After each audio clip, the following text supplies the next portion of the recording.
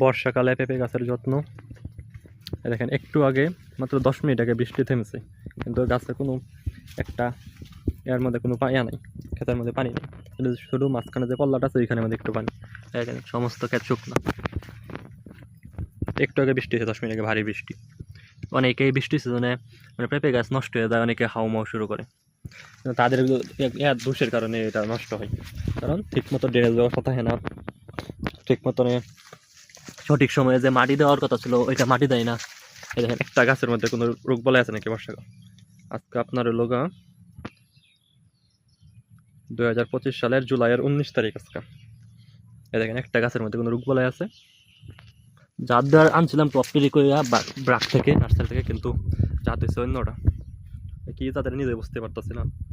দেখেন একটা গাছে কোনো সমস্যা আছে নাকি, বর্ষাকাল চলতেছে, তাও গাছ কত সতেজ সবুজ, একটা গাছে কোনো রোগ বালাই নাই, ভাইরাস নাই, কিছুই নেই। ফলন মোটামুটি ভালোই, কিন্তু কোন জাতটা আমি বুঝতে পারতেছি না। টপ টেডি বইলা দিছিল।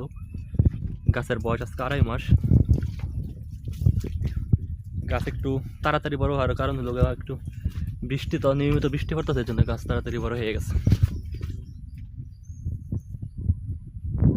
তবে গাছ যথেষ্ট মোটা হয়েছে, কিন্তু তো গাছ একটু লম্বা হয়ে গেছে বেশ। দেখেন একটা গাছের মধ্যে কোনো রোগ বালাই নেই। আপনার গাছকে বর্ষাকালে রোগ বালাই থেকে মুক্ত রাখতে আপনার 3 দিন পরে পরে গাছের মধ্যে ছত্রাকনাশক দিতেই হবে। দেখেন ক্ষেতের মধ্যে কোনো পানি নেই, ছত্রাকনাশক দিবেন 3 দিন পরে পরে।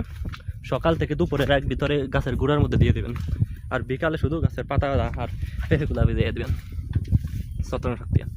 প্রথমে দেবেন ছত্রাকনাশক, তার 3 দিন পরে দেবেন কীটনাশক আর মাকড়নাশক, তার 3 দিন পরে দেবেন আপনার চিলেটেড জিঙ্ক, পিজিআর আর সলুবর বোরন, এই দুইটা দিবেন। আর চিলেটেড জিঙ্ক আছে, জিব্রেলিক অ্যাসিড আছে, এইগুলো দেবেন। আর 7 মাসে আপনার একবার দিতেই হবে টিএসপি আর এমওপি।